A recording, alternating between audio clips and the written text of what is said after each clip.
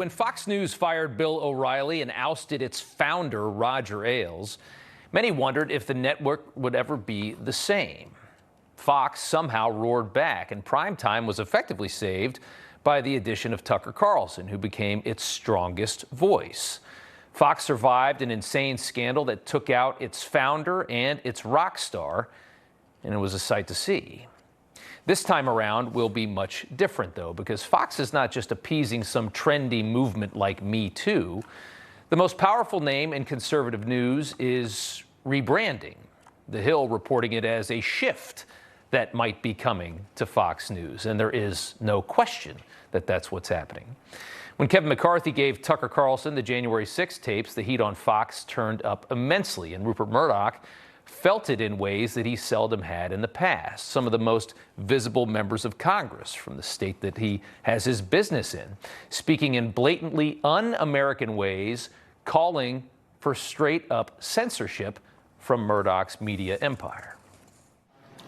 Rupert Murdoch, who has admitted they were lies and said he regretted it, has a special obligation to stop Tucker Carlson from going on tonight, now that he's seen how he has perverted and slimed the truth. Federal regulation in terms of what's allowed on air and what isn't. And when you look at what Tucker Carlson and some of these other folks on Fox do, it is very, very clearly incitement of violence. Transparency is an incitement of violence. Transparency is a threat to democracy. Statements that sound good to liberal drones who are able to say it without actually realizing what they're conveying, the weight of a statement like that. Last night, hypocrisy-ridden wannabe socialist AOC jumped back on her TikTok, where she loves to be the most, to gloat about the big firing that she had been begging for. Her message, though, was more subdued than you might have expected.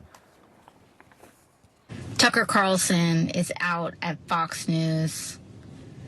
Couldn't have happened to a better guy. Deplatforming works, and it is important. Deplatforming works.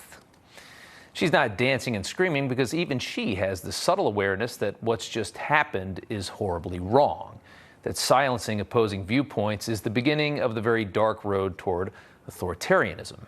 And all the cancel culture pressure created by AOC and others just like her finally cracked the most powerful brand in cable news.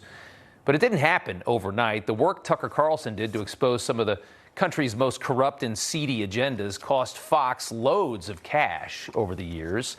From the LA Times, the decline in interest from major advertisers in Carlson's show was built over time, has built over time. Variety reported in 2019 ad spending on Tucker had crashed in 2018 by nearly 50% to $48 million, down from $92 million in 2017. This, of course, is thanks to radical left-wing, anti-free speech misinformation companies like NewsGuard. Fox was losing $50 million a year in ads just on Tucker's show alone. Now, we would know that game all too well here at Newsmax. The censorship left and their cohorts cost this company a fortune as well, as they continue their mission of state control of all information and all speech. That's what they want. Fox keeping Tucker during those years was an investment in American conservatism, protecting a fundamental American right from those who oppose it and are willing to use Marxist cancellation tactics to get what they want. Fox finally gave up that fight on Monday. In the end, Fox will make more money without Tucker Carlson. It sounds insane, but it's absolutely true when you think about it. At Fox, the carriage fees, the money from the cable providers, that's locked in. Last night, without Tucker, Fox at 8 p.m. landed 2.6 million viewers, down maybe 500,000 from a normal Tucker night.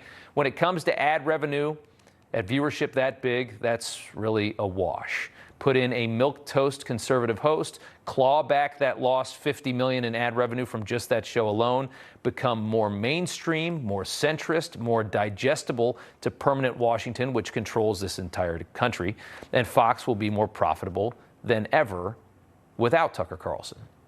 The Murdoch kids can buy even bigger yachts, and the only cost will be American free speech, freedom of thought, freedom of expression, as one of America's most important populists is effectively shunned, a man who was despised by the machine for holding players on both sides of the aisle to account.